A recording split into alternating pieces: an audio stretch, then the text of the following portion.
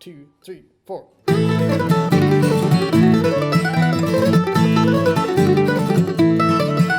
Welcome back to another Unbox at the Acoustic Shop. I'm Jeremy. This is John. This is John. And this is a Paganoni. We're going to unbox it today. It sure is.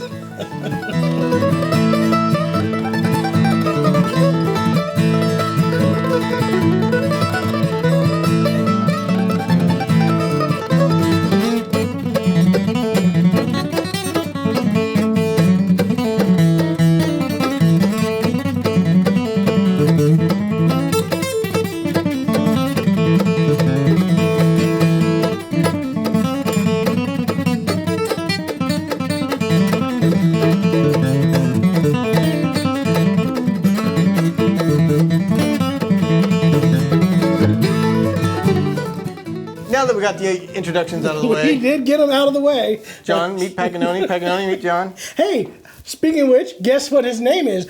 John Paganoni. There you go. Yeah, so people that aren't familiar with that, we're going to talk about that a little bit more in depth. But like all of our videos, we ask that you please subscribe to this channel so we can do more of these. The more people who subscribe, the more worth it is our while to make these videos. Worth it is our while. I like your English, John. That's really good. Anyway, do that, subscribe, comment, like. We really appreciate it. And share. And share, with absolutely. people. And like all of our videos, at the end of this video, there is a tone sample, as well as another video that'll be on this channel of a performance by the very great Jeremy Chapman right here. On this mandolin. Yeah. And John Chapman, the John Not so Chapman. great. Anyway, yeah, we did the full song with these instruments, so you can really hear the instrument without us talking. But we do want to talk a little bit about this mandolin, how it came into our shop, and the history we have with it.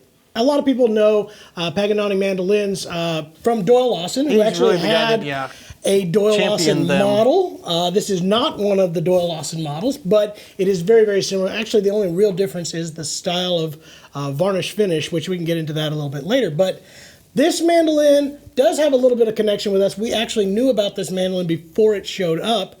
Yeah. It was built and made for a great friend of ours who is since passed, Ray Deaton, who was very famous with his time with Doyle Lawson and Quicksilver, and then into Third Time Out, correct? Yes. And Doyle, yeah. Ray ended up producing our first project that was with Pine Castle First Records. 2 albums. Yeah, first 2 albums. So we spent a lot of time over at Ray's house out in Georgia, and actually discussed this mandolin, which is really funny because 20 some odd years later it shows its way right back here where after we talked about it. So and Wayne Benson, when he was playing with Third Time Out, Wayne's still playing with him, but when he was playing there with Ray, he played this mandolin for a little while. So. Actually even played it, I believe, on one of the gospel recordings of an album. And we got all kinds of paperwork all about that. But Ray actually bought this during his time with Doyle, which makes perfect sense. They had such a history together that Ray ended up purchasing this mandolin. If you're not familiar with John's mandolins, he has been known to be a amazing reproducer of those original Loar style mandolins. Very well done in the finishes, as well as the cases, which is another really cool upgrade of this particular mandolin, and we'll definitely get some shots of that, which are the reproduction cases that he does.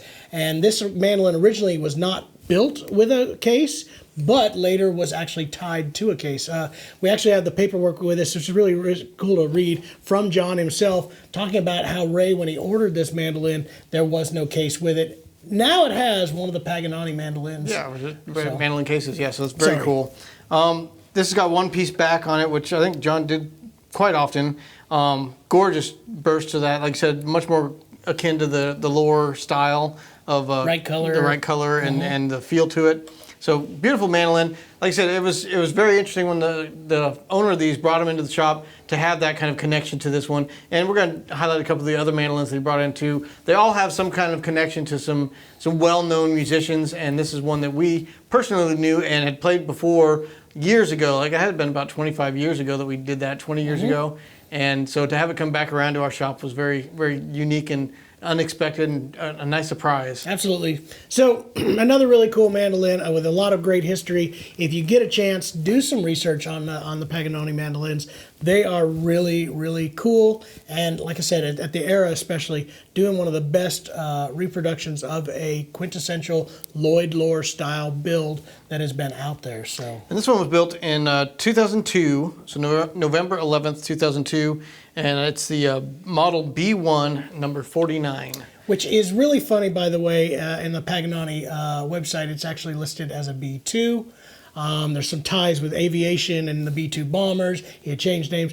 The tag was created later, but there's some kind of discrepancy. But he does talk about that again in the paperwork that we have along with this. So it comes with papers. It does. It's a papered mandolin. Not a toilet papered mandolin. It is a papered mandolin. So yeah, very nice instrument. I've heard of the Paganoni mandolins for a long time, and like I said, played this one years ago, but it was nice to have it in the shop, and you can kind of see why they're so well known. I even did do a sound sample playing a Doyle Lawson kickoff just to connect that one more time to Doyle. So we'll get you started with that here just in a second, so enjoy the tone samples.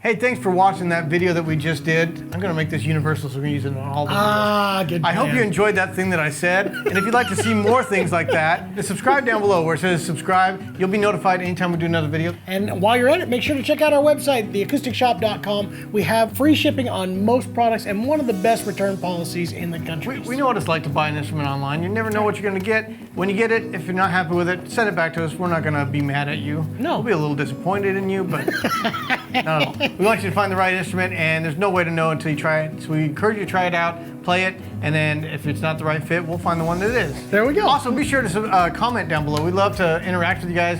It's not a one-way street here. No. You get to say things, we get to say things back to you. If we say mean things, we're going to say mean things back. We may or may not do that. Anyway, we thank you guys for watching, and we will see you next time.